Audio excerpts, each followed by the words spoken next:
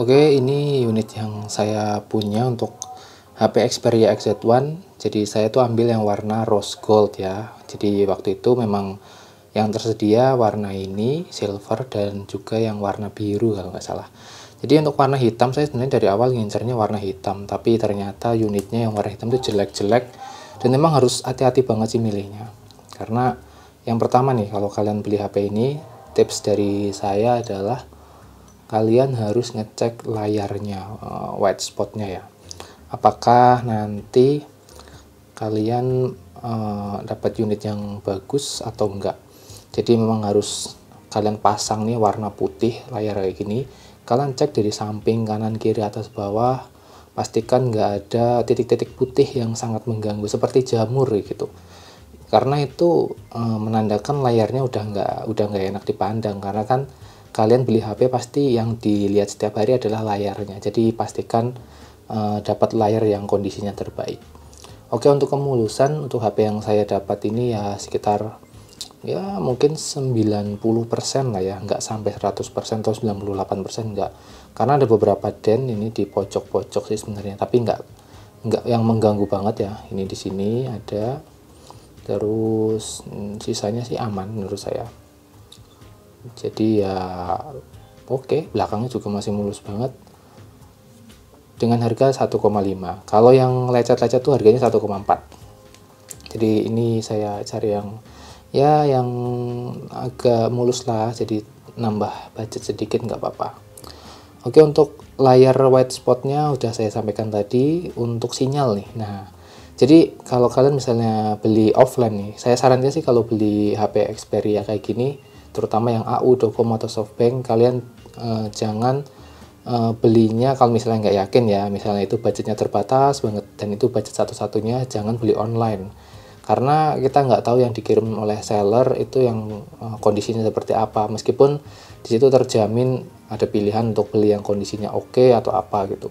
Tapi kalau saran saya sih belinya di toko-toko offline aja, misalnya di daerah kalian ada yang jualan, kalian datang ke tempatnya milih unitnya sendiri dan pastikan bawa SIM cardnya tuh, jadi nanti bisa tes apakah sinyalnya bisa 4G atau enggak. Karena ini kan HP yang nggak resmi ya sekarang, jadi pastikan kalau kalian beli nggak menyesal. Dan juga setelah dipasang SIM card, pastikan di telepon itu nyambung ke sini, karena ada kasus yang dia sinyalnya nangkep nih 4G tapi ternyata nggak bisa di telepon, jadi kan percuma. Kalau buat telepon sih bisa, tapi di telepon nggak bisa ya sama aja nggak punya HP gitu.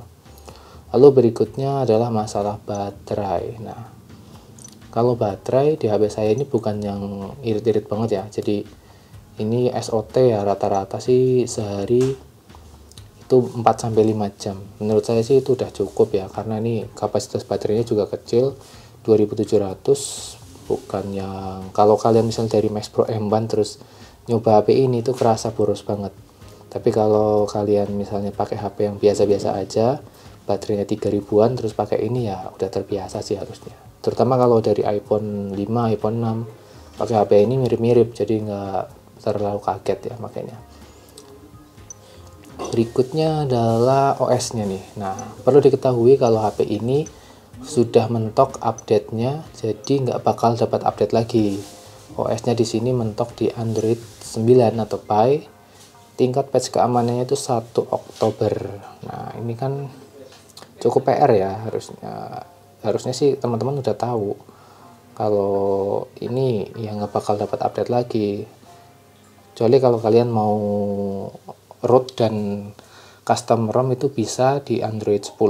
Tapi itu PR lagi nantinya. Soalnya resiko untuk root dan lain-lain itu bisa kehilangan sinyal ya kalau nggak bener langkah-langkahnya. Oke ya, jadi itu resiko yang harus kalian ketahui dari awal, jangan sampai menyesal di akhir-akhir. Karena ini kan banyak juga yang menyarankan beli HP ini tahun 2020 karena ini speknya spek flagship di zamannya, tetapi dengan harga yang cukup murah. Ya, kita harus tahu dulu latar belakangnya gimana. Untuk presernya saya, bentar saya cek dulu ya. Saya lupa nih ngeceknya gimana. Oke, jadi ini kodenya kalau mau ngecek fungsi dari semua HP ini hardware-nya, tinggal tambahi pagar bintang, pagar bintang. Nah, Di sini kalian bisa lihat service infonya, kayak misalnya model infonya ini SOV 36, terus semuanya bisa nih. Jadi ini penting untuk kalian ketahui. Terus untuk service testnya, nah di sini ada banyak nih.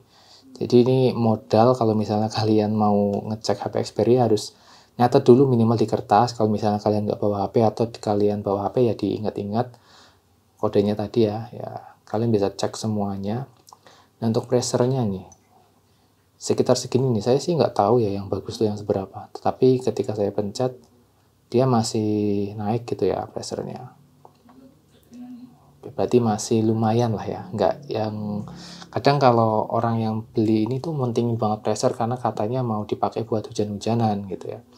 Lalu untuk pengetesan lainnya udah saya tes semua, ini semuanya oke, nggak ada masalah.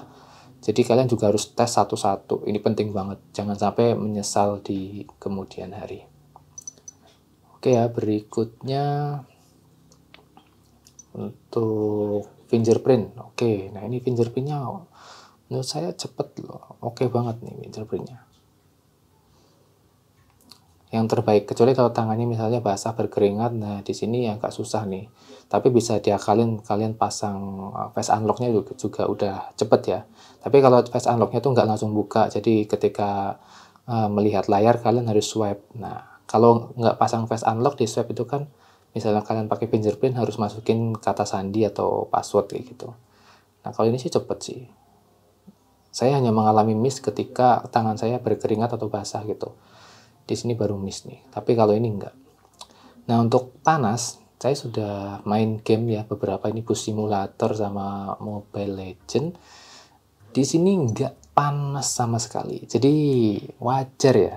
Bukan kalau dibandingin dengan Max Pro M1, ini mirip-mirip ya, karena kayaknya spek Snapdragon 835 itu setara dengan Snapdragon 636 di masa sekarang performanya ya, kayak panas ininya, suhunya atau apa gitu. Di sini mirip-mirip. Dan untuk main game nggak terasa yang sampai tangannya tuh kayak menyengat itu enggak. Di sini masih normal banget, enak pokoknya. Dan performanya juga nggak, jarang sekali frame drop, itu jarang. Nah ini nanti saya ulas di video terpisah untuk gamingnya dan kamera, dan juga untuk berikutnya adalah sisi multimedia. Kalau multimedia, jadi misalnya kalian senang dengerin musik, ini enak banget sih. Di sini ada beberapa profil untuk menyetel audionya, mau profilnya mau kayak gimana gitu. Di sini kalian bisa lihat, misalnya di sini setelan ya, pengaturan audio. Nah, di sini ada beberapa pengaturan bisa disesuaikan dengan headsetnya masing-masing. Jadi kalian mau kayak studio atau apa, di sini tuh udah ada pilihannya, dan saya merasakan audio yang super enak sih di sini. Jadi ya kalian cocok nih kalau cuma buat dengerin musik, tapi ini harus lewat aplikasi ini ya, aplikasi musik bawaannya. Kalau misalnya kalian pakai aplikasi kayak saya ini kan install juga Reso ini ya. Nah ini setelan tadi nggak ngaruh apa-apa, jadi setelannya ngikut ke aplikasi ini. Ya itu pilihan sih ya, kalau misalnya kamu dengan kualitas terbaik di aplikasi yang lain, aplikasi pihak ketiga kayak Spotify, Juk, sama Reso ini ya kalian langganan aplikasi ini supaya bisa setting audionya ke high res ya.